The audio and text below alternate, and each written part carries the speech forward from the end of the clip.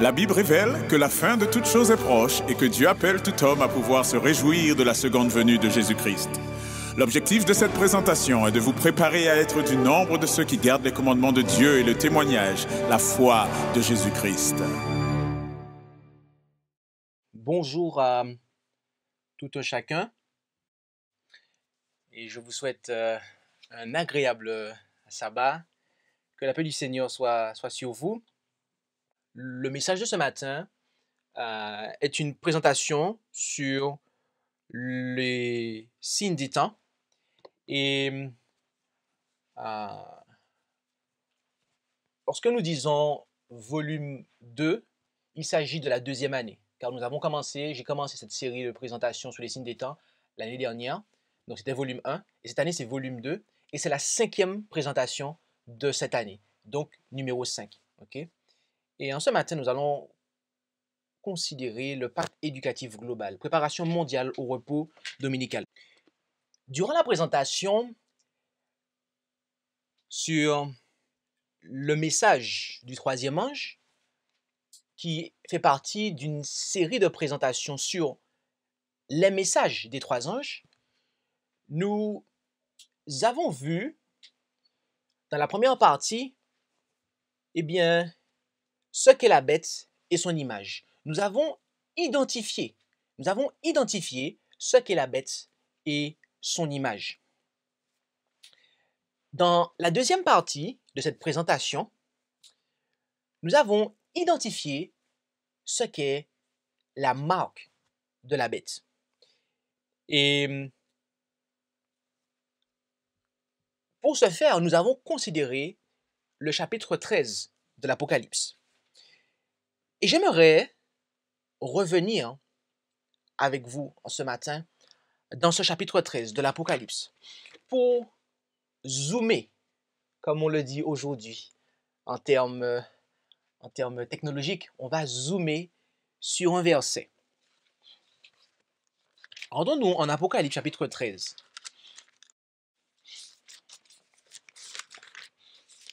Où il nous est parlé d'une bête. Et je vis monter de la mer une bête qui avait 7 têtes et 10 cornes, et sur ses cornes 10 diadèmes, et sur ses têtes un nom de blasphème. Et la bête que je vis ressemblait à un léopard. Ses pieds étaient comme ceux d'un ours, et sa gueule comme la gueule d'un lion. Et le dragon lui donna sa force et son trône et un grand pouvoir. Et je vis l'une de ses têtes comme blessée à mort. Mais cette blessure mortelle fut guérie, et toute la terre, étant dans l'admiration, suivit la bête. Et même le verset 4. Et on adora le dragon qui avait donné son pouvoir à la bête. On adora aussi la bête en disant, qui est semblable à la bête et qui pourra combattre contre elle? Je m'arrêterai là. Nous avons vu que cette bête représente un pouvoir, représente une puissance, et que cette puissance illustrée par cette bête est la papauté. Nous avons vu que l'autre bête dont il est fait mention à partir du verset 11, l'autre bête qui cette fois-ci monte de la terre, est quant à elle une puissance qui cette fois-ci est les États-Unis d'Amérique. Cette autre bête qui monte de la terre est un symbole des États-Unis d'Amérique. Et nous avons vu que l'image de la bête,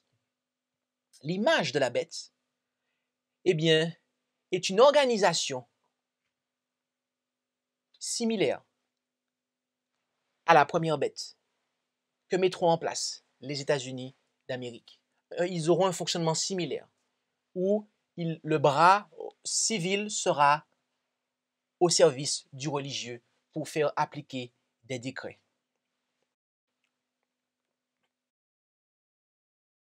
Et ici, il nous est dit que cette première bête qui monte de la mer recevra une blessure mortelle.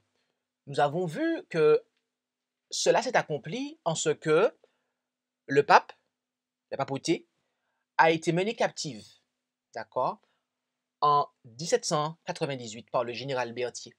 Et le pape Pie VI est, si je ne me trompe pas, oui, Pie VI, il est mort en captivité en France. D'accord? Cela fut la blessure mortelle et la fin des 1260 jours ou années prophétiques. Mais la prophétie nous dit que la plaie mortelle ou la blessure mortelle, selon la version que vous avez, fut guérie. Cette blessure mortelle fut guérie. Dieu révéla à son serviteur Jean, pour le bénéfice de son Église, que cette blessure mortelle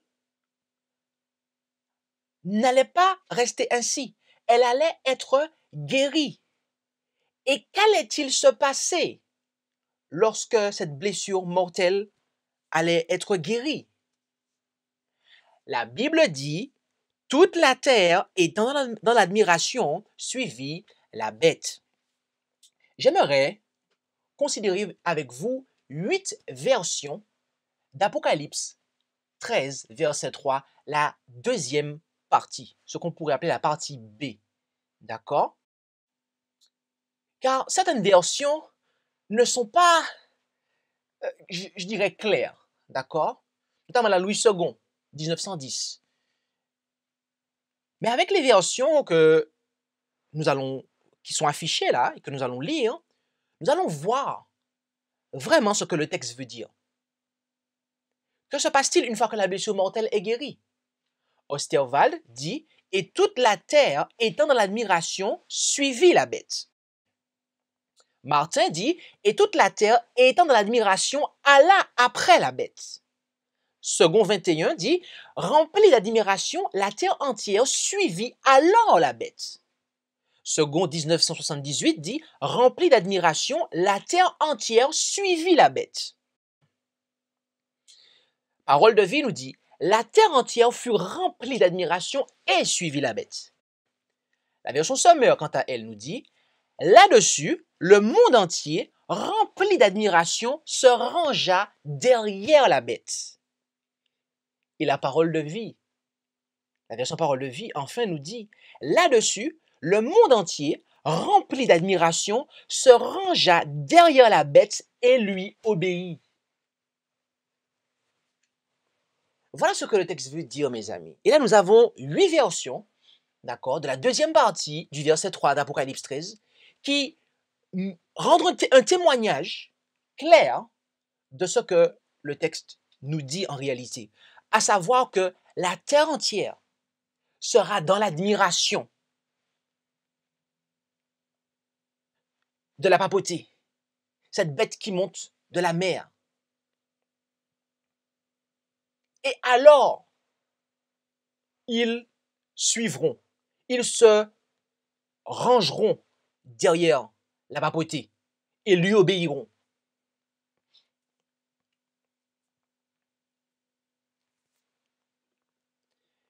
J'aimerais ici vous poser une question.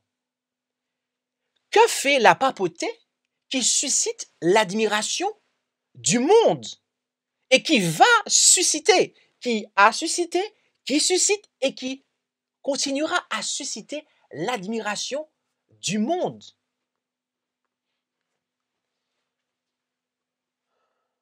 C'est ce que nous allons considérer à travers cette présentation.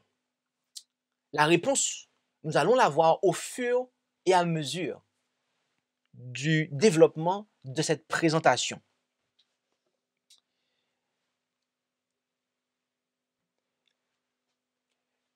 Le 12 septembre de notre année, donc le 12 septembre dernier, le pape François a donné un message concernant le lancement du pacte éducatif global. Et j'aimerais que nous prêtions attention à ce message de l'homme qui est appelé par le monde le souverain pontife. Dans l'encyclique Laudato Si, j'ai invité tout le monde à collaborer pour sauvegarder notre maison commune. Pour comprendre à quel point est urgent le défi que nous avons devant nous, nous devons mettre l'accent sur l'éducation qui ouvre l'esprit et les cœurs à une compréhension plus large et plus profonde de la réalité. Il faut un pacte éducatif global qui nous éduque à la solidarité universelle, à un nouvel humanisme. Pour cela, j'ai organisé un événement mondial qui se tiendra le 14 mai 2020. Dans un moment de fragmentation extrême, d'opposition extrême, il faut unir les efforts afin de faire naître une alliance éducative pour former des personnes mûres, capables de vivre dans la société et pour la société. Mais ce changement a besoin d'un chemin éducatif. Nous ne pouvons pas faire un changement sans éduquer à ce changement. Un proverbe africain dit que pour éduquer un enfant, il faut un village entier. Mais nous devons le construire, ce village. Tous ensemble pour éduquer les enfants, pour éduquer le futur. Et nous devons assainir le terrain des discriminations, comme je l'ai soutenu dans le document que j'ai récemment signé avec le grand imam d'Al-Azhar à Abu Dhabi. Nous devons faire en sorte que ce village fasse grandir en tous la conscience de ce qui unit les personnes et toutes les composantes de la personne. L'étude de la vie, les générations, les professeurs et les étudiants, la famille et la société civile, avec leurs expressions politiques, productives, entrepreneuriales et solidaires.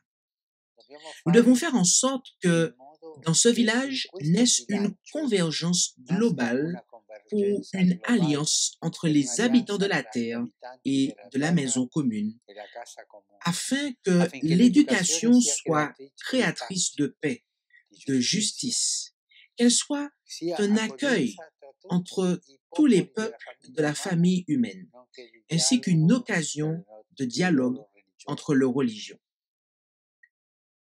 Un village universel, mais aussi un village personnel de chacun. Nous devons fonder les processus éducatifs sur la conscience que tout dans le monde est intimement connecté et qu'il est nécessaire de trouver d'autres façons de comprendre l'économie, la politique, la croissance et le progrès. Nous devons avoir le courage de former des personnes disponibles à se mettre au service de la communauté. Pour cela, je désire vous rencontrer à Rome pour promouvoir ensemble et activer ce pacte éducatif. Avec vous, je fais appel à toutes les personnalités publiques qui, au niveau mondial, sont déjà engagées dans le délicat secteur de l'éducation des nouvelles générations. J'ai confiance qu'elles ne reviendront pas en arrière. Cherchons ensemble à trouver des solutions, à ouvrir des processus de transformation sans peur. J'invite chacun de vous à être protagoniste de cette alliance. Le rendez-vous est le 14 mai 2020 à Rome. Je vous attends et dès maintenant, je vous salue et je vous bénis. Merci, Pape François. Chers amis, résumons un peu ce que le pape François nous dit. Il nous parle d'un pacte éducatif global. Il dit que c'est notre besoin, c'est ce qu'il nous faut. Un pacte éducatif global. Lorsque vous analysez le discours du pape François, vous remarquez que le mot éducation, éduquer, éducatif, c'est le maître mot en fait de son discours. C'est le maître mot de son discours. Il faut un pacte, une alliance pour éduquer le monde, ce village dont il parle. D'ailleurs, au passage, j'aimerais dire que la Bible n'a aucune, mais véritablement aucune, ou devrais-je dire en masculin, n'a aucun support pour le proverbe africain dont le pape parle. D'accord? La Bible nous dit, instruis l'enfant dans la voie qu'il doit suivre et avec le temps, il ne s'en détournera pas. Il n'est pas des parents. C'est les parents qui doivent instruire leurs enfants. Dieu n'a jamais demandé à un village la responsabilité des enfants, pas plus qu'à une église. Et bien souvent, les parents vont confier leur enfant à l'école du sabbat, ou ils vont confier leur enfant à la jeunesse. Et c'est la jeunesse et le pasteur et les membres du staff de l'église qui vont éduquer leur enfant pour eux.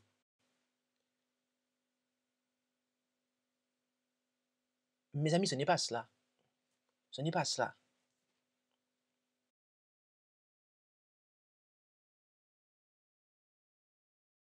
Et il donne un rendez-vous pour un événement mondial qui se tiendra le 14 mai 2020. Là, dit-il, ils vont activer, lui et tous ceux qui vont répondre à cet appel, ils vont activer ce pacte éducatif. D'accord? Du point de vue, global, mondial. Et il appelle le monde à collaborer. Il s'adresse au monde, d'accord? Il s'adresse au monde. Et tout spécifiquement, tout particulièrement parlant, il fait appel à toutes les personnalités publiques au niveau mondial. Donc toutes les personnalités, sans exception, que vous soyez politicien, que vous soyez journaliste, que vous soyez quelque chose que vous soyez sportif, il vous appelle. Il vous appelle. Il vous appelle pour agir. Agir.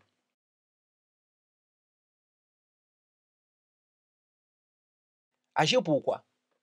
Pour sauver la Terre. Agir pour sauver la Terre. En fait, il veut une convergence globale pour une alliance entre les habitants de la Terre et la maison commune, à savoir la Terre. Nous devons nous unir de manière à pouvoir, prendre soin de notre maison commune. Nous sommes en cohabitation et donc nous devons nous entendre, nous devons nous unir. Autrement, la personne qui vit dans le rez-de-chaussée va causer des dommages, ce qui va engendrer des torts à ceux qui vivent sous les combles. Et ça va aussi causer des torts à ceux qui vivent près de la porte d'entrée. Lorsque vous prenez l'image d'une maison, d'accord? C'est ce dont il est en train de parler en fait. Il assimile la terre à une maison dans laquelle nous sommes tous cohabitants et donc nous devons nous entendre de manière à pouvoir prendre soin de cette maison. D'accord?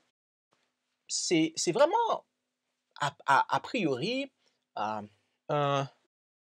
je dirais une initiative qui est louable, d'accord? A priori, il s'agit là d'une initiative qui est somme toute louable. Et d'ailleurs, il a fait mention du fait qu'il a récemment signé avec le grand imam d'Al-Azhar à Abu Dhabi,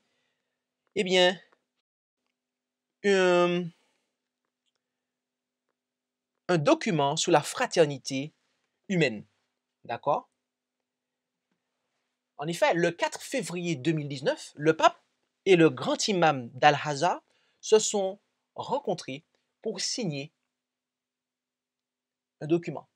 C'était une signature historique, mes amis, où un dignitaire, où le pape ainsi que dignitaire musulman s'allient en fait pour défendre, d'accord, la fraternité humaine.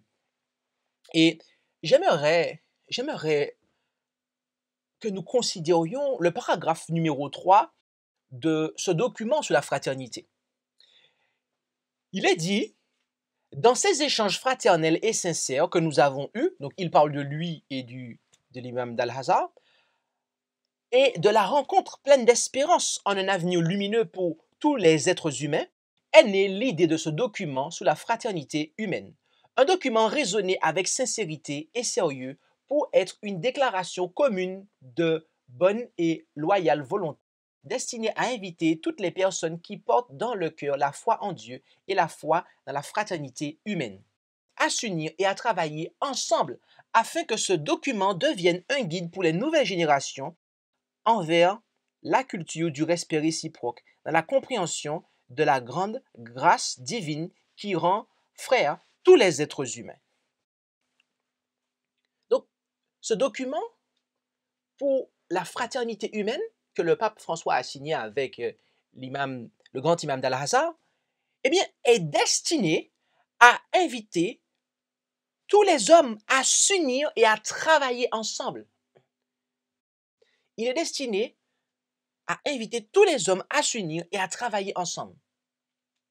Quel que soit qui que vous soyez, quelle que soit votre religion, quelle que soit, nous devons nous unir pour travailler ensemble. Et donc, nous qui sommes de deux religions différentes, nous donnons la main pour justement vous montrer l'exemple. Voilà. Si les religions s'unissent, eh bien, il n'y a pas de raison que vous, laïcs, vous ne vous faisiez pas de même. On vous donne l'exemple. Vous nous critiquez parce qu'on s'est fait la guerre pendant longtemps, mais maintenant on s'unit. Donc maintenant, vous n'avez plus de raison de nous critiquer, et donc on vous donne l'exemple que vous devez suivre.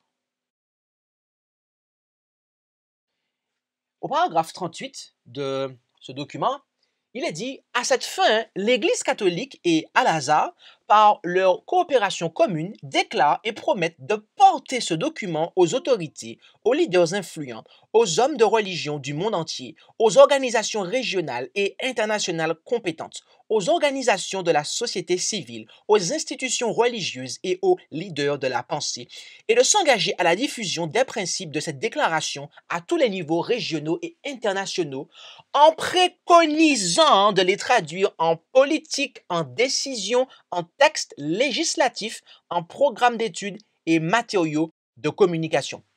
Mes amis, l'Église catholique et Al-Azhar, par ce document, déclarent et promettent de le porter, ce document, aux autorités. D'accord? Aux leaders, qu'ils soient religieux ou du monde, à tous les niveaux. Ils vont porter ce document. D'accord? Et ils vont préconiser, ce n'est pas tout de le porter, mais ils vont aussi préconiser que ce document se concrétise, qu'il soit traduit en politique, en décision, en texte législatif. D'accord? Là encore, il y a en apparence une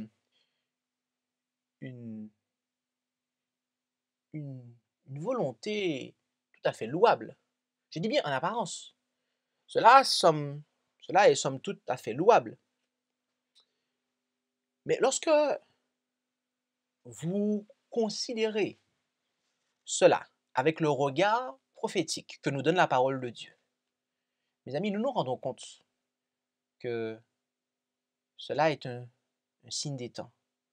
Cela montre que l'influence de Rome se fait sentir. Dans l'ouvrage La tragédie des siècles, à la page 630, paragraphe 1, Madame Ellen White déclara « L'Église romaine monte silencieusement vers le pouvoir. Ces doctrines font leur chemin dans les chambres législatives, dans les églises et dans les chœurs.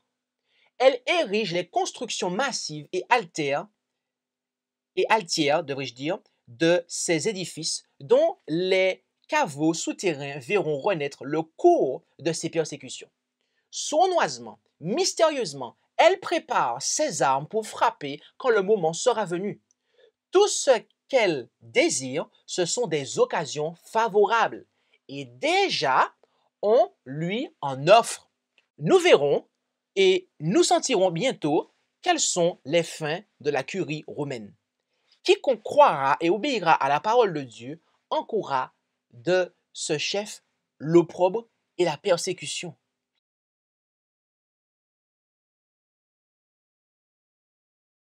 Il a été dit à ceux qui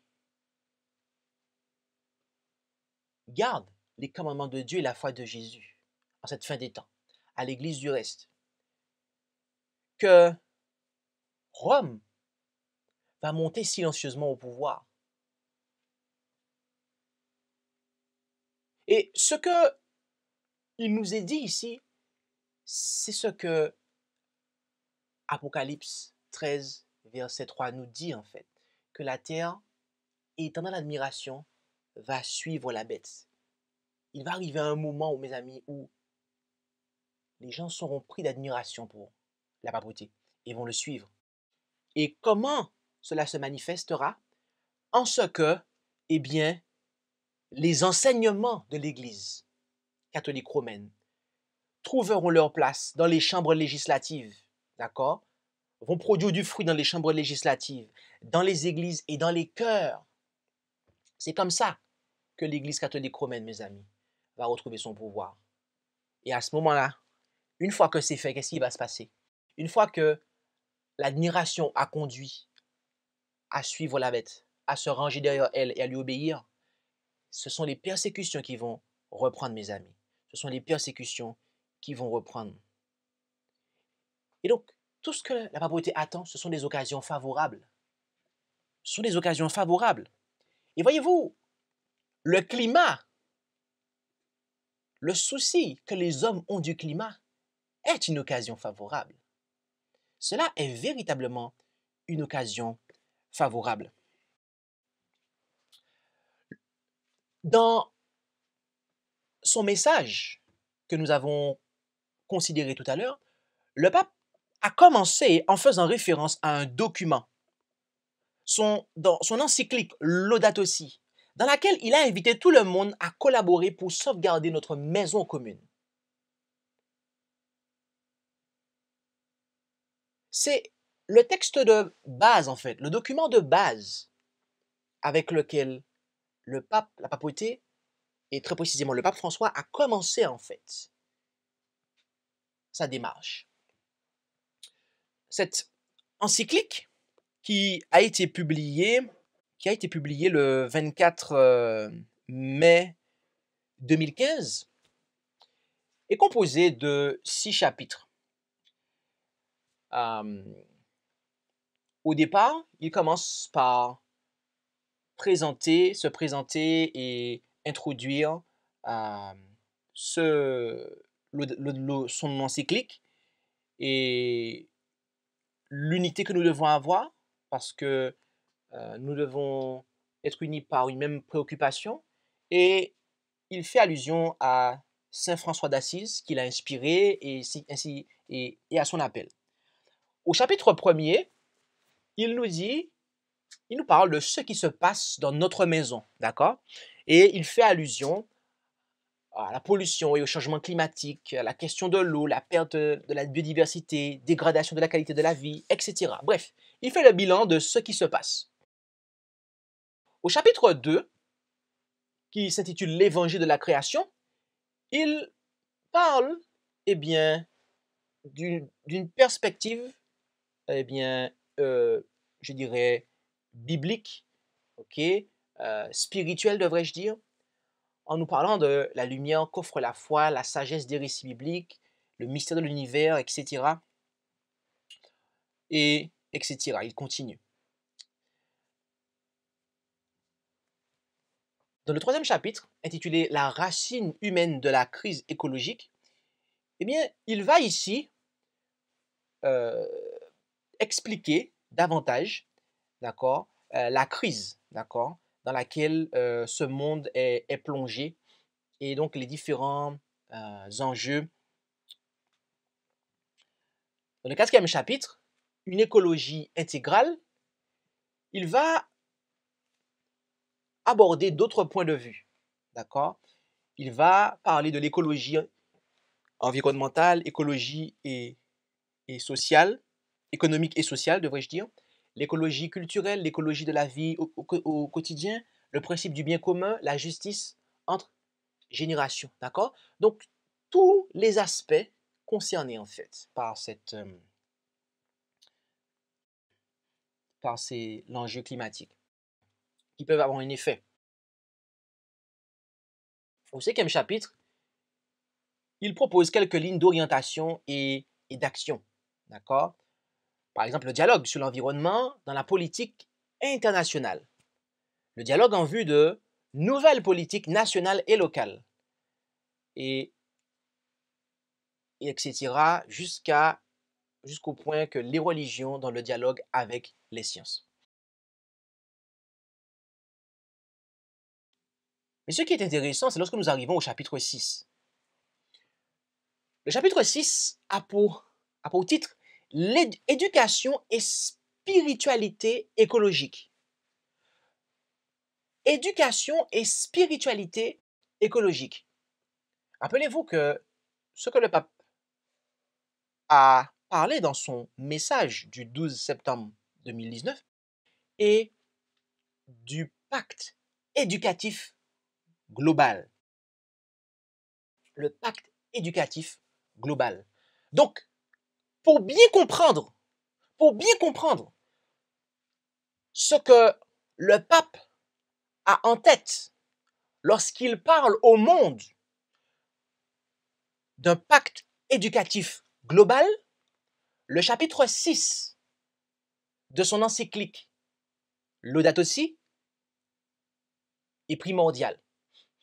Si vous ne comprenez pas le chapitre 6 de son encyclique intitulé Laudato Si, publié le 24 mai 2015, vous ne pourrez pas comprendre là où le pape veut conduire le monde le 14 mai 2020 lors de l'activation du pacte éducatif global. Le chapitre 6 est intitulé Éducation et spiritualité écologique. Et le point numéro 6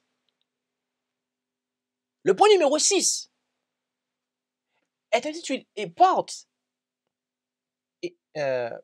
sur le jour de repos. Il a pour intituler les signes sacramentaux et le jour pour célébrer. Intéressons-nous à une portion de ce chapitre 6 et de ce point numéro 6. Chapitre 6.6, les signes sacramentaux et le repos pour célébrer. Dans le paragraphe 237, le pape François déclare « Le dimanche, la participation à l'Eucharistie a une importance spéciale. Ce jour, comme le sabbat juif, est offert comme le jour de la purification des relations de l'être humain avec Dieu, avec lui-même, avec les autres et avec le monde. Le dimanche est le jour de la résurrection, le premier jour de la nouvelle création, dont les prémices sont l'humanité ressuscitée du Seigneur, gage de la transfiguration finale de toute la réalité créée. En outre, ce jour annonce le repos éternel de l'homme en Dieu. De cette façon, la spiritualité chrétienne intègre la valeur du loisir et de la fête.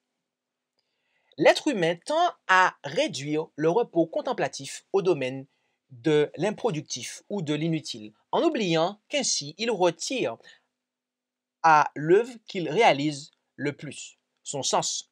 Nous sommes appelés à inclure dans notre agir une dimension réceptive et gratuite, qui est différente d'une simple inactivité. Il s'agit d'une autre manière d'agir qui fait partie de notre essence. Ainsi, l'action humaine est préservée non seulement de l'activisme vide, mais aussi de la passion vorace et de l'isolement de la conscience qui amène à poursuivre uniquement le bénéfice personnel.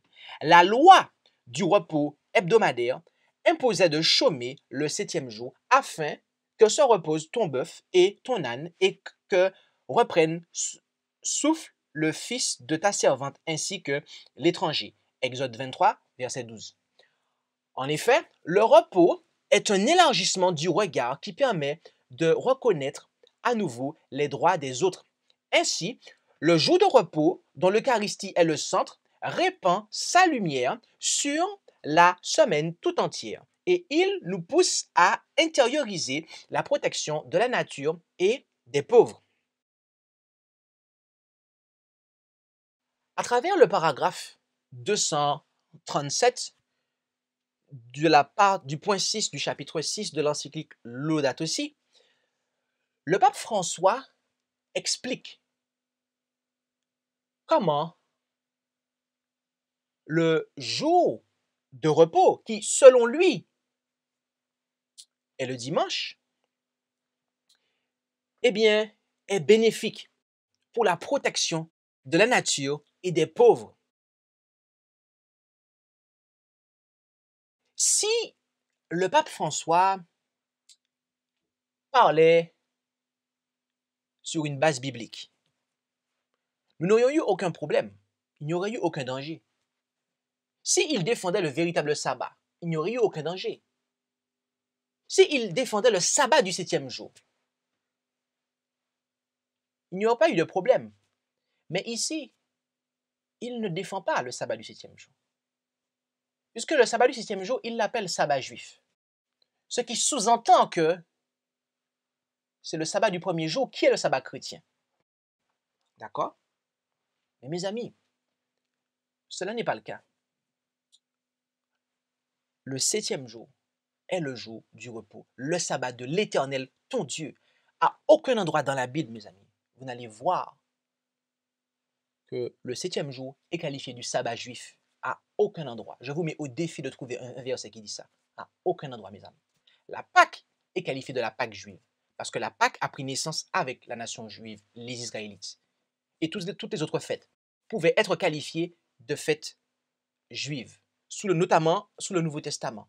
Sous l'Ancien Testament, on parlait des fêtes de l'Éternel. Mais sous le Nouveau Testament, les apôtres les qualifièrent de la Pâque des Juifs, la fête des Juifs. Mais jamais, que ce soit dans l'Ancien ou le Nouveau, il fait question du sabbat des Juifs. Ici, le pape François est manifestement en train de conduire l'humanité à l'observation du dimanche. Lorsqu'il milite en faveur de la protection du climat, de l'environnement, les solutions qu'il préconise sont le repos dominical. Le repos dominical fait partie des solutions qu'il préconise pour sauver la planète. Et lorsque l'on considère le chapitre 2 et le point 2, intitulé La sagesse des récits bibliques, cela nous le confirme. Paragraphe 68, il nous est dit « Cette responsabilité vis-à-vis d'une terre qui est à Dieu implique que l'être humain, doué d'intelligence, respecte les lois de la nature et les délicats équilibres entre les êtres de ce monde, parce que lui commanda, eux furent créés, il les posa pour toujours et à jamais sous une loi qui jamais ne passera. » Psaume 148, versets 5b à 6.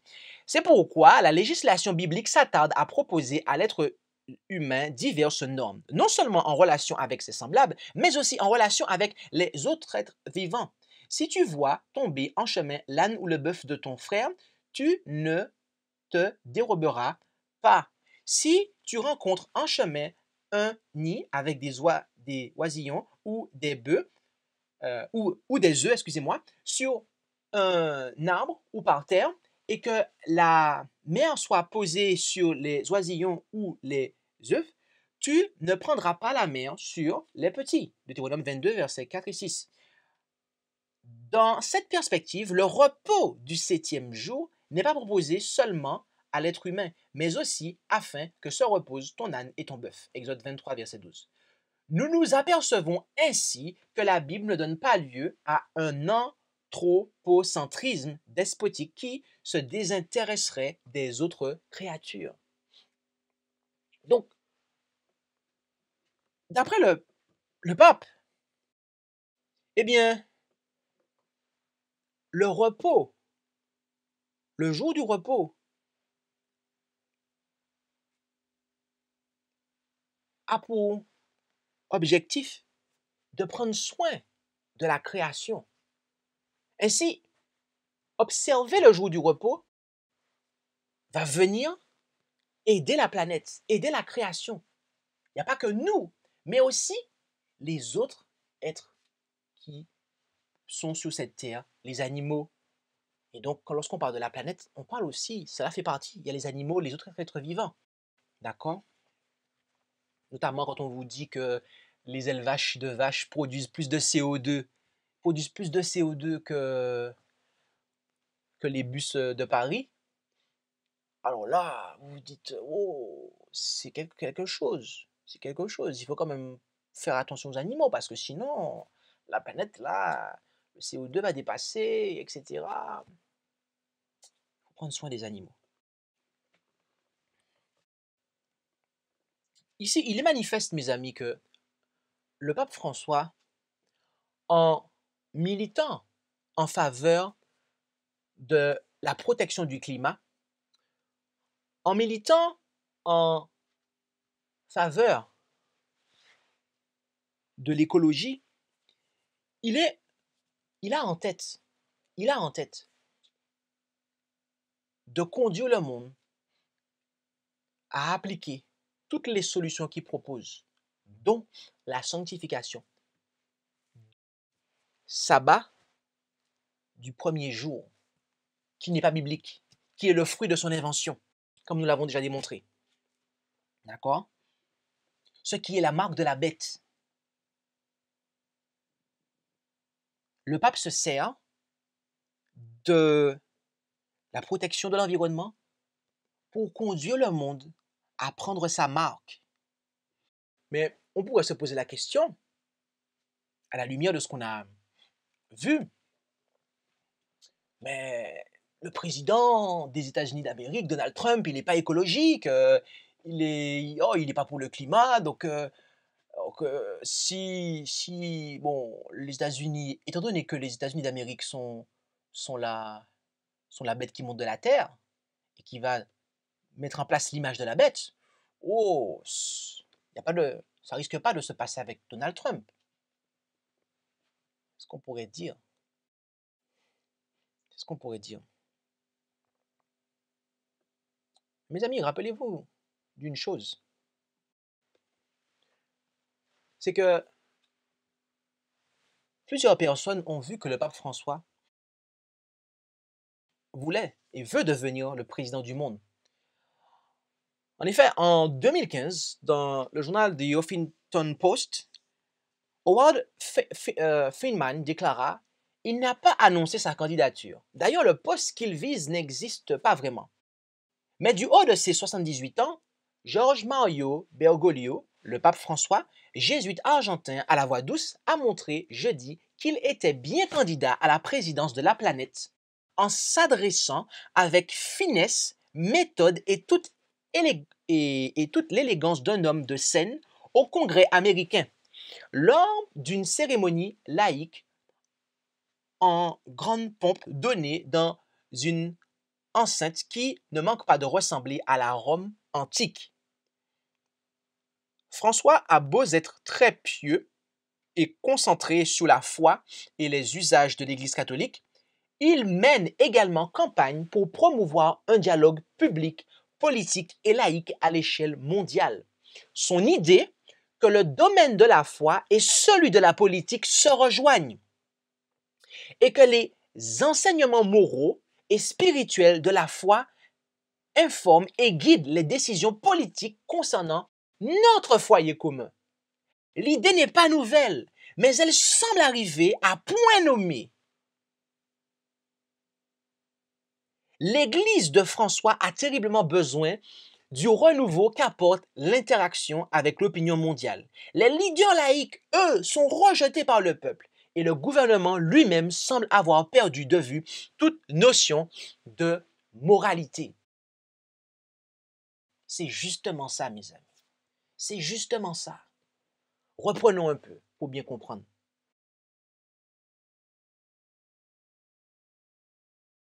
des personnes qui sont simplement des gens de la société civile se rendent compte que le pape François veut la présidence du monde, mes amis. D'accord? Et il veut être à la présidence de la planète. D'accord? À la présidence de la planète. Et comme il est dit ici, et ce qu'il souhaite, c'est que le domaine de la foi et celui de la politique se rejoignent. C'est ce qu'on a vu en fait. Et c'est ce qu'est l'image de la bête en fait. C'est une organisation dont le civil est au service du religieux. Et en 2015, il est allé justement pour présenter ça au Congrès, mes amis. Au Congrès, là où les lois, là où la législation, ok, se produit, là il y a, c'est au cœur en fait du système qu'il est allé en fait. Et cela était une première mondiale pour un pape. Une première mondiale, ça n'avait jamais eu lieu, mes amis.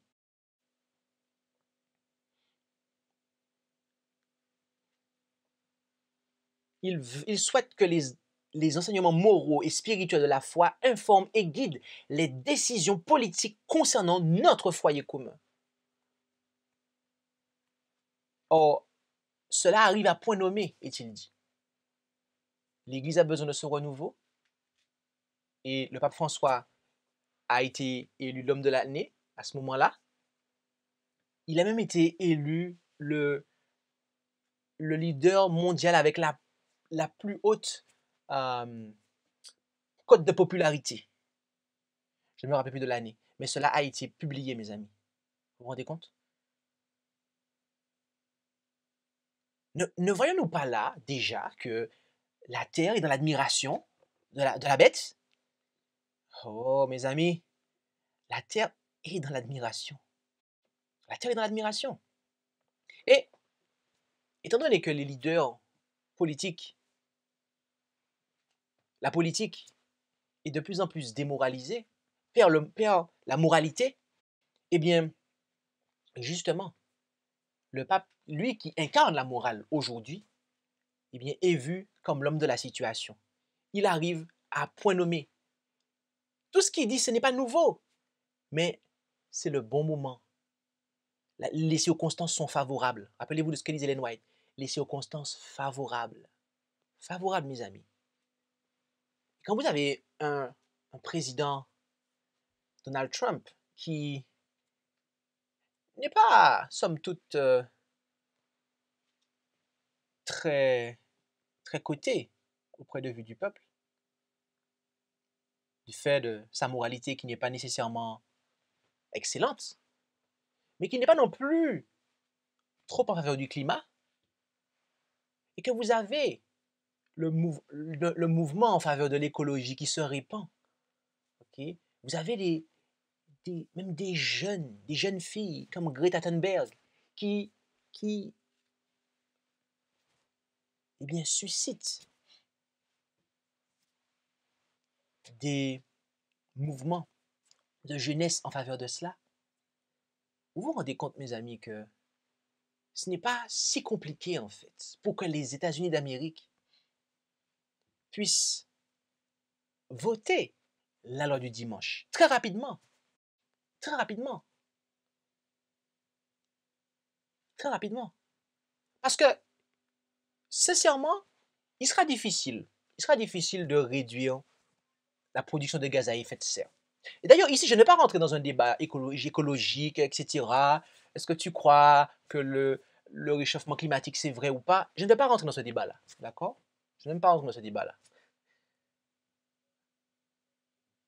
Ce que je vais dire ici, c'est que même si ils n'arrivent pas à réduire, d'après eux, la production de gaz à effet de serre, production de CO2. Mes amis, mais vous pouvez agir. Comment vous pouvez agir? Eh bien, en demandant tout simplement que un jour par semaine, tout soit fermé, que les gens se reposent. Et ça va aider la planète. Et mes amis, si les États-Unis d'Amérique le font, ils vont dire, mais voilà la solution. C'est un jour de repos. Ça va aider la planète. Ça va aider la planète. Eh bien, à ce moment-là, mes amis, le monde va suivre. Le monde va suivre. Ça vous paraît étrange ce que je dis là? Ça vous paraît peut-être étrange, mais c'est ce qu'une femme vivant aux États-Unis d'Amérique a prédit il y a plus de 100 ans. Elle a prédit que le climat serait un point d'accroche pour l'imposition mondiale du repos dominical. Dans l'ouvrage La tragédie des siècles, à la page 667, paragraphe 1, Ellen White déclara « On a souvent accusé ceux qui honorent Dieu d'attirer des fléaux sur l'humanité. À ce moment-là, ils seront considérés comme étant la cause des effrayantes convulsions de la nature, aussi bien que des luttes sanglantes qui désoleront la terre.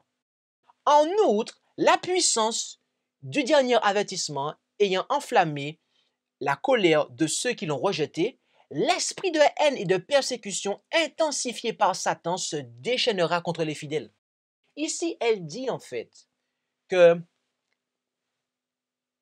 les conditions climatiques vont s'empirer. Les conditions climatiques vont s'empirer. Et donc, par rapport à cela, ils vont stigmatiser. Ils vont dire que oui, mais ce sont ceux qui s'accrochent à leurs idées bibliques là, qui sont responsables de ça. C'est eux la cause. C'est eux la cause de ces troubles que connaît la nature. La nature, le climat, mes amis, c'est de ça dont on parle. Ils ne sont pas écologistes, ils ne sont pas en faveur de l'écologie. Et donc, ils seront stigmatisés. Je tiens à dire une chose. Nous devons prendre soin, d'accord, de la création de Dieu. C'est quelque chose qu'il nous faut prendre soin. Car la Bible dit, en Apocalypse 11, que Dieu détruira ceux qui détruisent la terre. Mais lorsque vous savez, mes amis, que la question du climat est agitée de manière à pouvoir amener le monde,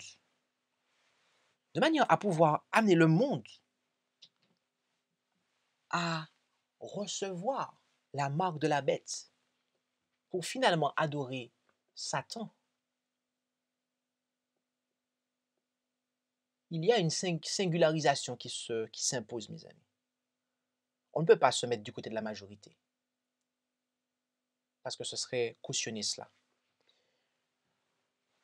Dans un autre ouvrage, Événements des derniers jours, page 101, paragraphe 7, Ellen White déclara « Satan interprète les événements à sa manière, et les hommes pensent, comme ils le souhaitent, que les calamités qui s'abattent sur le pays sont le résultat du mépris du dimanche. Voulant apaiser la colère de Dieu, ces hommes influents préparent des lois exigeant l'observation du dimanche. » Mes amis, Dieu, il y a plus de 100 ans, a donné des révélations à cette femme pour confirmer et donner davantage de détails sur ce que la prophétie d'Apocalypse 13 nous dit. Et là, on sait, le peuple de Dieu est au courant des points d'accroche qui seront employés pour amener cette loi du dimanche. La question du climat, parce que là, il parle des calamités qui s'abattent sur le pays. Ok? Lorsque vous avez des tempêtes, lorsque vous avez des tsunamis, lorsque vous avez toutes sortes de choses qui s'intensifient, ce sont des calamités qui s'abattent sur le pays. D'accord? Et ils vont dire, mais ça, c'est parce qu'on méprise le dimanche. Et donc, ils vont vouloir, pour eux, Dieu est en colère. Et il faut apaiser ça. Donc, qu'est-ce qu'on va faire? On va mettre des lois pour observer le dimanche. Comme ça, on va sauver la planète. On va sauver la planète. Mais on va aller à l'encontre. On va aller à l'encontre de la volonté de Dieu. Dans l'ouvrage Instruction pour un service chrétien effectif à la page 190, paragraphe 2, c'est au sujet de la loi de Dieu que sera livré le dernier grand combat de la controverse qui oppose Jésus et ses anges à Satan et ses anges. Et il sera décisif pour le monde entier.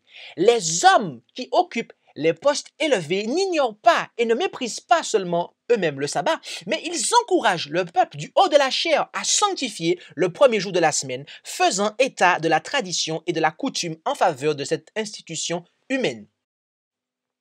Ils citent les calamités qui surviennent sur terre et sur mer, cyclones, inondations, tremblements de terre, incendies, comme étant des sentences indiquant le déplaisir de Dieu du fait que le dimanche n'est pas sanctifié. Ces calamités augmenteront de plus en plus, un désastre survenant après l'autre.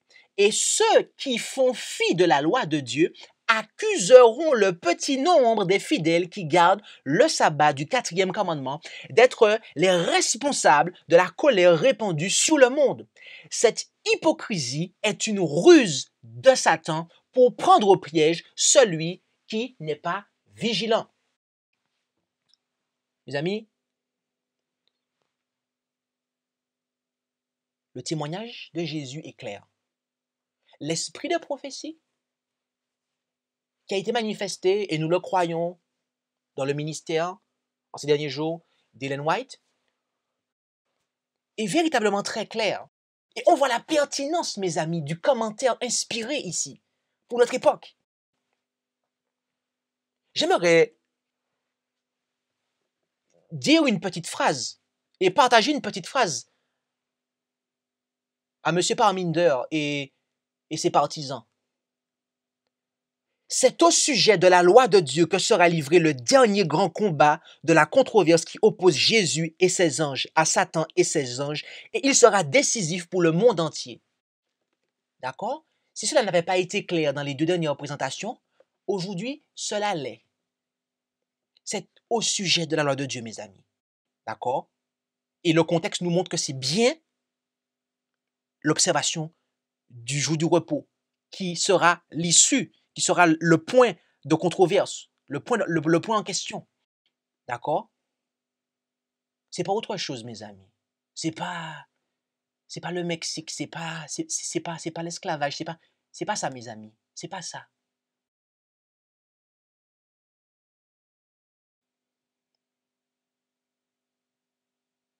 Du haut de la chair, ils vont demander aux gens de sanctifier le premier jour de la semaine. Vous allez voir les prédications se multiplier, mes amis. Les prédications se multiplier. Rappelez-vous, l'enseignement de Rome. Ellen White a dit qu'il rentre dans les chambres législatives, mais aussi dans les églises et dans les chœurs. Si votre pasteur vous prêche ça chaque dimanche, mes amis, il vous parle de ça régulièrement et on organise des choses, etc. Qu'est-ce qui va se passer? Vous allez marcher dedans. Vous allez marcher dedans, mes amis. Le vin de Babylone que les gens vont boire. Voilà. Et ils vont être ivres. Et ils vont citer les calamités qui surviennent sur terre et sur mer comme étant des sentences indiquant le déplaisir de Dieu du fait que le dimanche n'est pas sanctifié. Et cela va augmenter, dit-elle. Et ils vont stigmatiser, ils vont accuser les observateurs des 10 commandements de l'Éternel, dont le sabbat du 7e jour, le 4e commandement, eh bien, d'être les fauteurs de troubles. Parce qu'ils ne sont pas en faveur de l'écologie. En ce que, eh bien, ils ne sanctifient pas le premier jour de la semaine. Parce que, mes amis, il faut bien se rendre compte d'un truc. C'est que, aujourd'hui, là, à l'heure où on parle, le terme écologiste est en train de prendre une autre signification. Biblique, prophétique. Aujourd'hui, à la lumière de ce que nous sommes en train de voir, un écologiste, c'est quelqu'un qui est un observateur du dimanche. Alors cela pourrait vous paraître gros, mes amis, mais c'est ce que la prophétie nous dit. C'est ce que l'esprit de prophétie nous dit. Alors ça ne veut pas dire, encore une fois, je tiens à équilibrer mon propos, qu'il faut dégrader la nature volontairement et jeter ses ordures dehors, etc., faire du n'importe quoi. Ce n'est pas cela. Mais je vous parle ici du concept global, du concept tel que le monde le conçoit. OK? Lorsque vous allez être écologiste, ça va vouloir dire que vous êtes en faveur du repos du dimanche, du repos dominical, mes amis. Oui, oui. Voilà le nouveau sens que le mot écologiste est en train de prendre, mes amis, et va prendre, sous l'effet de l'enseignement du pape François et de ceux qui vont le suivre. Mais le témoignage de Jésus est clair. Il qualifie cela d'hypocrisie. C'est une hypocrisie, mes amis. C'est hypocrite. C'est une ruse de Satan pour prendre au piège celui qui n'est pas vigilant. Mes amis, toute cette question qui a agité là, du climat, etc., je vous donne pas mon opinion. J'ai même pas à chercher à savoir si c'est vrai, si c'est pas vrai, etc. Moi, je fais confiance à la parole de Dieu et je fais à la loi et je fais confiance au témoignage, mes amis. À la loi et au témoignage. Et le témoignage de Jésus est clair. Il me dit que cette question est un piège. Donc, j'ai pas à m'y engager. J'ai pas à m'y engager. J'ai pas à me joindre à la masse. Je ne souhaite pas du mal pour la terre. Je ne vais pas volontairement polluer. Mais je ne vais pas non plus m'engager avec la masse. Non, non. Puisque c'est un piège de Satan. C'est un piège. C'est un piège. C'est un piège. Vous comprenez ça? Mes amis, il faut comprendre ça. C'est très important. Événement des derniers jours, page 193, paragraphe 4. Lorsque l'ange du pardon repliera ses ailes pour s'en aller, Satan accomplira les mauvaises actions qu'il a longtemps préparées. De quoi parle-t-elle ici? Elle dit, je m'arrête ici dans le commentaire, elle dit, lorsque l'ange du pardon repliera ses ailes pour s'en aller. De quoi parle-t-elle ici? De la fin du temps de grâce. Mes amis, de la fin du temps de grâce. Poursuivons la lecture. L'orage et la tempête, la guerre et le sang versé, autant de moyens pour lui de se délecter et de faire sa moisson. Il trompera si bien les hommes qu'ils affirmeront que ces calamités sont le résultat de la profanation du premier jour de la semaine. De la chair des églises populaires, on prêchera que le monde est puni parce que le dimanche n'est pas honoré comme il devrait l'être. Mes amis, ici, elle parle de la fin du temps de grâce. Et lorsque le temps de grâce est terminé, du haut de la chair des églises, on va dire que, eh bien, toutes ces calamités arrivent sur la terre parce que le dimanche n'est pas sanctifié.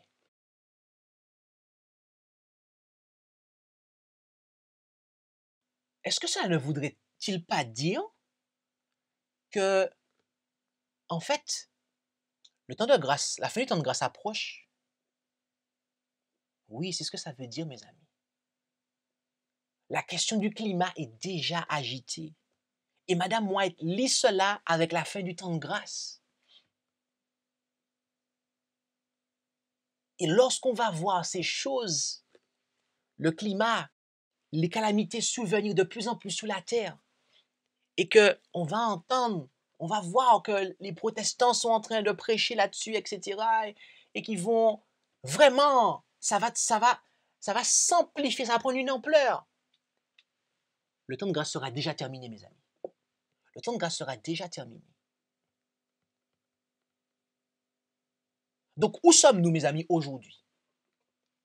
Où sommes-nous aujourd'hui?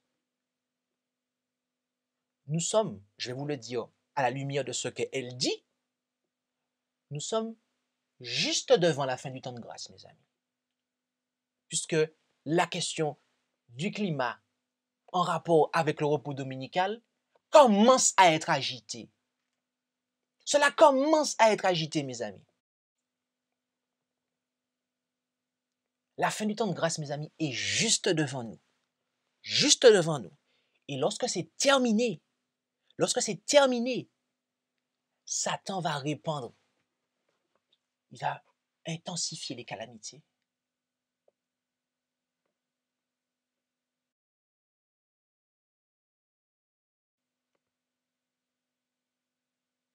Voilà les temps dans lesquels nous vivons, mes amis.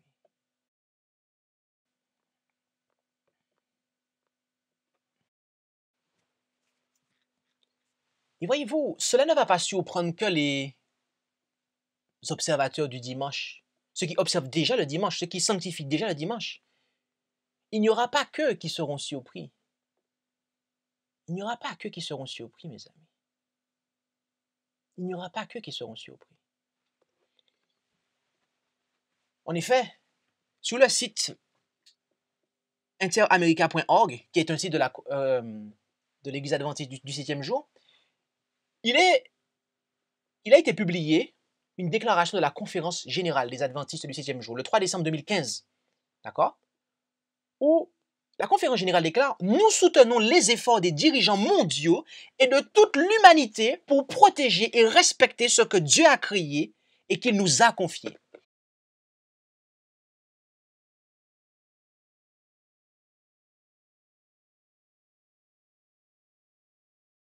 Voilà ce que déclare la conférence générale. Voilà ce que déclare la conférence générale des adventistes du 6e jour en 2015.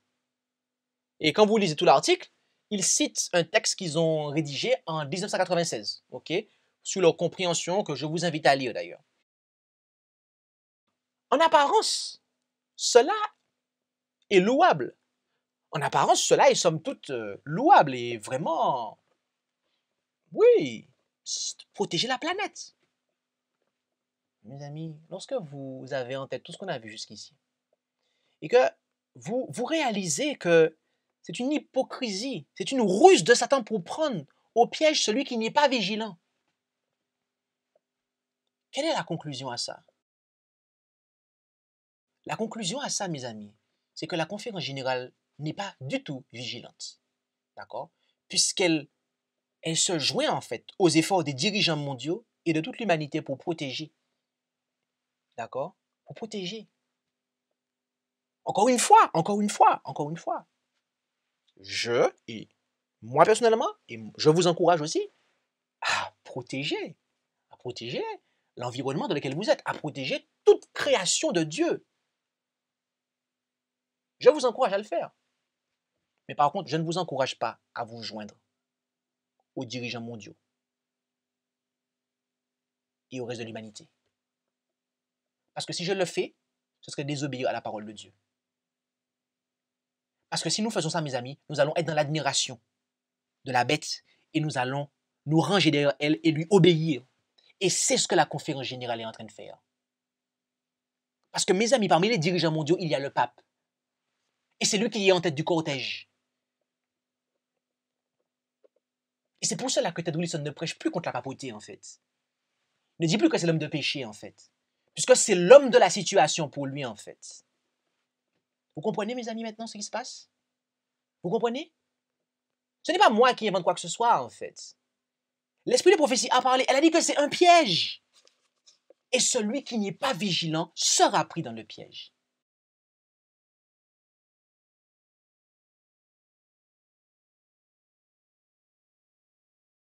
Là-dessus, certains diront que je vais trop loin, car la position de la conférence générale quant au climat n'a aucun rapport.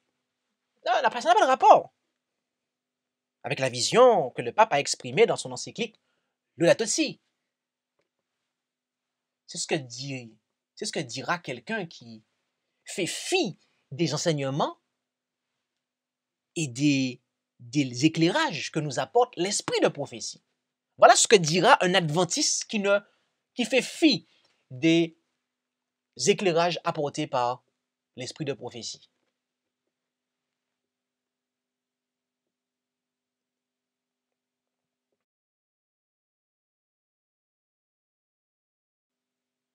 Mes amis, c'est maintenant qu'il faut se réveiller, si nous avons dormi.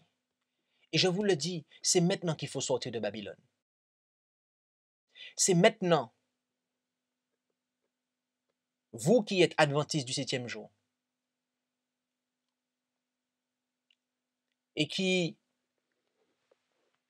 soutenez la conférence générale, et qui soutenez le système adventiste moderne, c'est maintenant que vous devez sortir. Maintenant. Car le pape a déjà sa main sur vous. En effet, dans le 6e chapitre de Laudato Si', le point numéro 7 est la Trinité et la relation entre les créatures. Le point numéro 7, qui est juste après le point numéro 6, qui, je vous le rappelle, porte sur le jour de repos.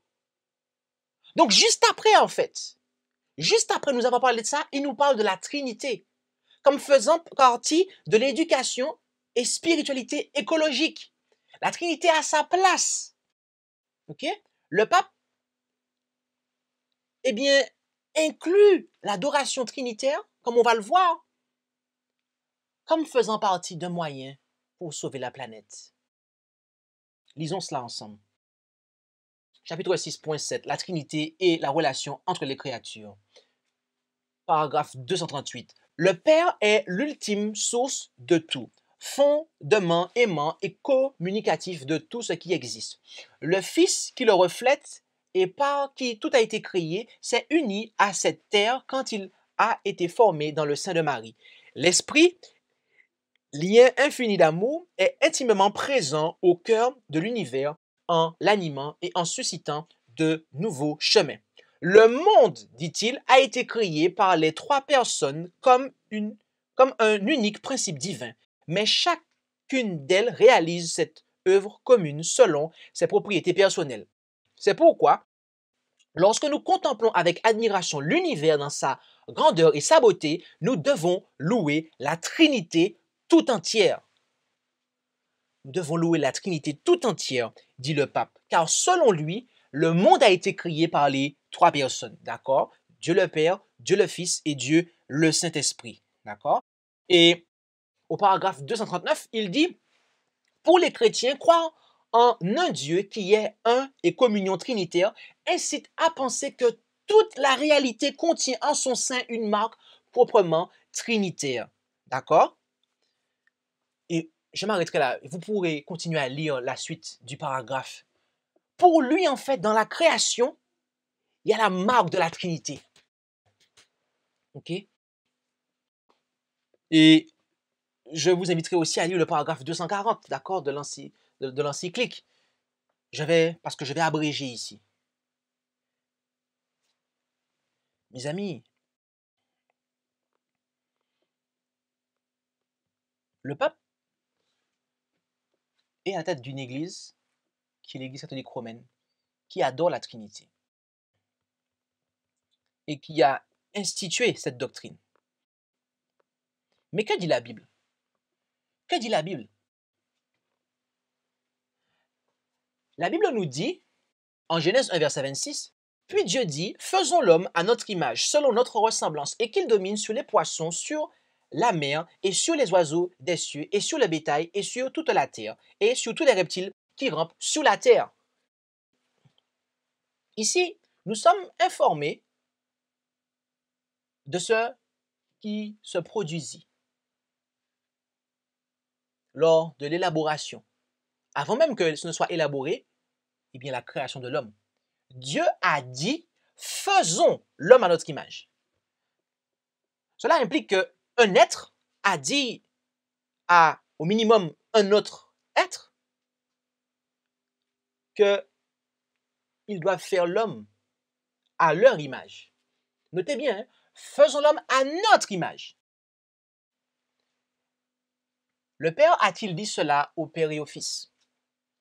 Si la réponse est oui, alors le pape a raison. Mais si la réponse est non, alors le pape a tort.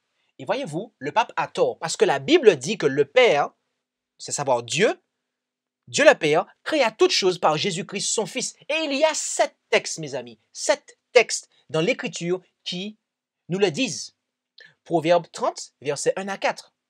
Jean 1, versets 1 à 3. 1 Corinthiens 8, verset 6. Éphésiens 3, verset 9. Colossiens 1, verset 15 à 16. Hébreux 1, verset 1 et 2. Hébreux 1, verset 8 à 10. Voilà les 7 textes, mes amis, qui nous disent que c'est Dieu, le Père, qui a parlé et qu'il a dit ça à Jésus. Par conséquent, l'homme a été créé à leur image, à savoir des 2 et non pas de 3. Donc, ce que le pape dit dans Laudato Si, c'est faux. La preuve, Genèse 1, verset 27. Et Dieu créa l'homme à son image.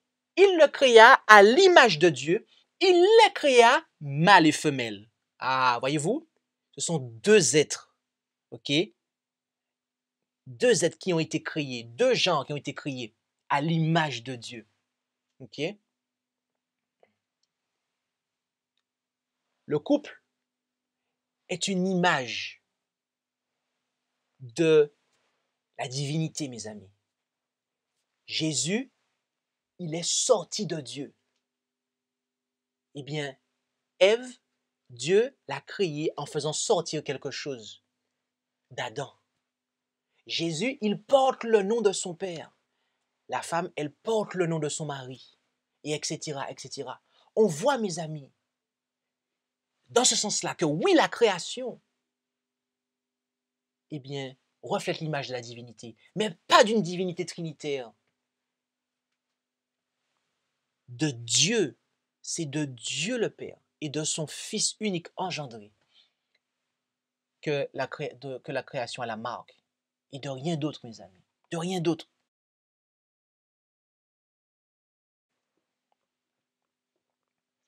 Dans l'ouvrage Hans Books for Today's Catholic à la page 12 de l'édition 1977, il est dit que le mystère de la Trinité est la doctrine centrale de la foi catholique, sur laquelle se fondent toutes les autres doctrines de l'Église. L'Église étudia ce mystère avec un soin particulier, et après 4 siècles de clarification, elle décida de définir la doctrine de la façon suivante. Dans l'unité de la divinité, il y a 3 personnes, le Père, le Fils et le Saint-Esprit, réellement distinctes les unes des autres. Ainsi, dans les termes du credo d'Athanase, le Père est Dieu, le Fils est Dieu et le Saint-Esprit est Dieu. Et pourtant, il n'y a pas 3 dieux, mais un Dieu. Un Dieu. Voyez-vous, le mystère de la Trinité. Le mystère de la Trinité est la doctrine centrale de la foi catholique. Et sur cette doctrine se fondent toutes les autres doctrines de l'Église, dont la sanctification du dimanche. Dont la sanctification du dimanche, qui, comme la Trinité, a pris place aux environs du IVe siècle. Ce qui n'a aucune place dans la Bible. Cela n'a aucune place dans la Bible. Et voilà, mes amis.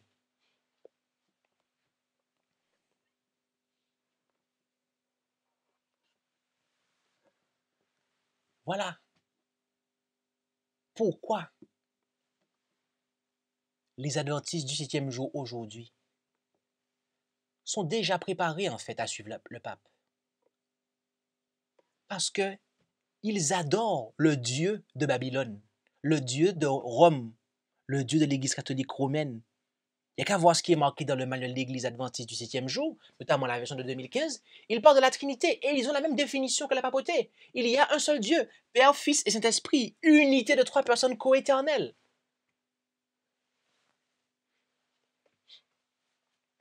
Il n'y a pas de Trinité adventiste et de Trinité catholique. Ce n'est pas vrai, mes amis. Ce n'est pas vrai. Puisque quand vous étudiez les textes officiels de la conférence générale de l'Église adventiste, d'accord, qui ont été votés en conférence générale, etc., publiés, vous voyez que c'est la même chose, mes amis. Donc, n'écoutez pas ces séducteurs, ces loups derrière les pupitres en costard cravate qui vous disent qu'il y a une trinité adventiste, une trinité catholique. C'est complètement faux, mes amis. Ces hommes sont des menteurs. Vous mentez au peuple quand vous dites ça. Vous tous que vous êtes qui enseignez ça, vous mentez au peuple et vous conduisez le peuple à sa perdition. Que Dieu ait pitié de vous, que Dieu ait pitié de vous. Parce que vous préparez le peuple à prendre la marque de la bête. Vous tous qui enseignez la Trinité, vous tous les adventistes qui enseignez la Trinité, vous préparez le peuple à prendre la marque de la bête.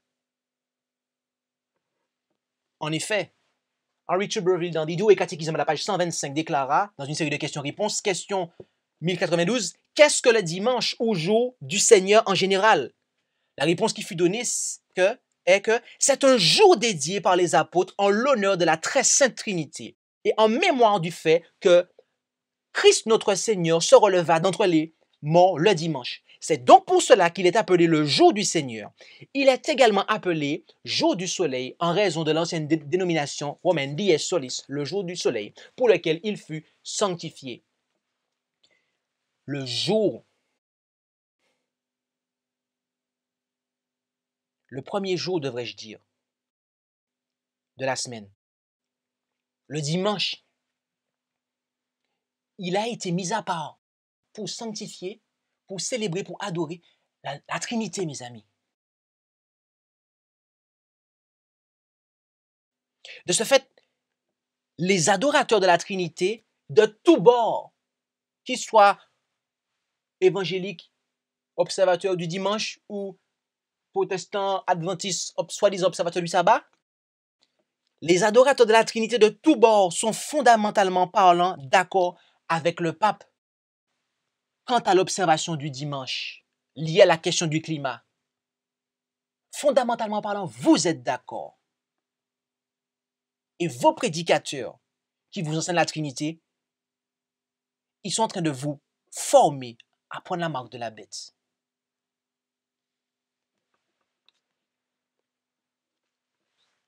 Et c'est pour ça qu'il ne sera pas difficile pour le pape de les éduquer à observer le dimanche, qui est le jour mis à part pour adorer la Trinité. Bien sûr, puisque le Dieu que les Trinitaires adorent, son jour, ce n'est pas le sabbat du 7e jour. Son jour, c'est le premier jour.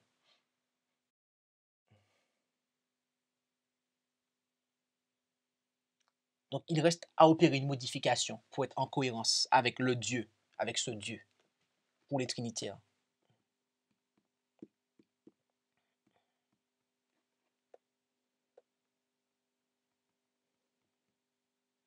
Le pape dit des choses qui suscitent l'admiration de ce monde qui, en le suivant, finira par adorer Satan, comme l'indique Apocalypse 13, verset 4.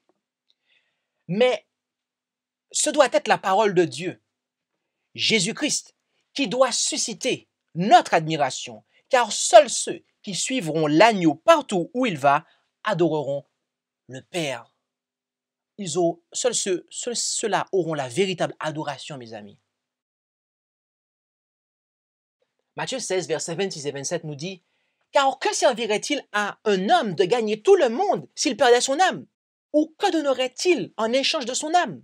Car le Fils de l'homme doit venir dans la gloire de son Père avec ses anges, et alors il rendra à chacun selon ses œuvres. » L'admiration du pape conduit à s'engager contre le changement climatique pour sauver la planète et perdre nos âmes. Tandis que l'admiration de Jésus opère la transformation de notre caractère pour sauver nos âmes de cette planète que Dieu a dit qu'il détruira par le feu en 2 Pierre, chapitre 3, verset 7. Mes amis, Satan a préparé un piège pour nous à la fin des temps.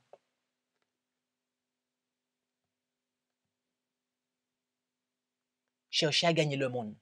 Cherchez à sauver le monde.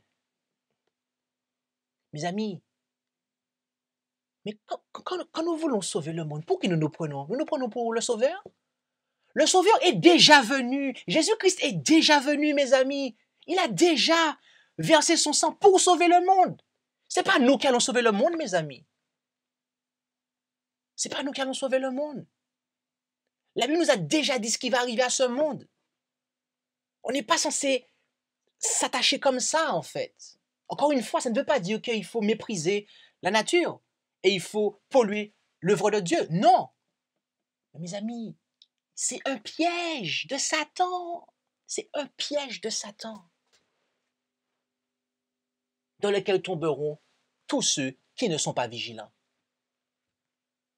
Or, à la fin des temps, mes amis, les vigilants sont ceux qui gardent les commandements de Dieu et la foi de Jésus.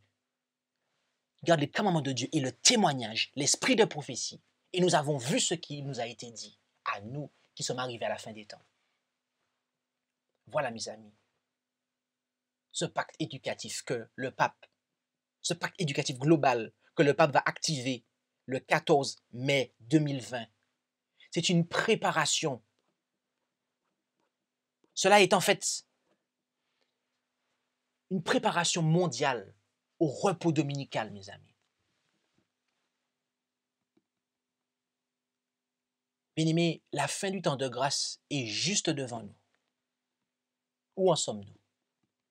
Où en sommes-nous dans notre relation avec Dieu? Où en sommes-nous dans notre cause chrétienne? C'est le moment, mes amis. C'est le moment de sauver nos âmes de cette génération perverse. C'est le moment de rechercher Jésus pour le pardon et la purification de nos péchés. Et c'est le moment pour vous, vous tous qui êtes sincères, vous tous qui êtes des enfants de Dieu, vous tous qui aimez Dieu, c'est le moment pour vous de sortir de Babylone. Parce qu'après, il sera trop tard. Après, il sera trop tard. Vous devez sortir. Lisez Apocalypse 18, verset 4. Votre Dieu vous dit de sortir. Il vous appelle, vous, mon peuple. Vous êtes son peuple. Vous devez sortir de Babylone. Sortez de toutes les églises qui s'engagent ainsi.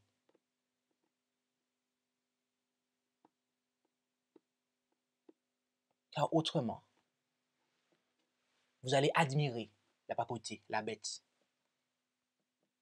Vous ranger derrière elle et lui obéir en sanctifiant un faux jour de repos qui sera institué par les États-Unis d'Amérique, la bête qui monte de la terre, ou très précisément par l'image de la bête qui sera mise en place par les États-Unis d'Amérique. Bien-aimés, c'est le moment de sortir. C'est le moment de sortir pour rejoindre Jésus, car il vous attend. Amen. Merci d'avoir écouté cette présentation avec intérêt. Pour plus d'informations, consultez notre site internet lereste.org et suivez-nous sur Facebook ainsi que sur YouTube à @lereste. Vous pouvez aussi nous contacter par email à info@lereste.org ou par téléphone au +33 6 12 60 13 69.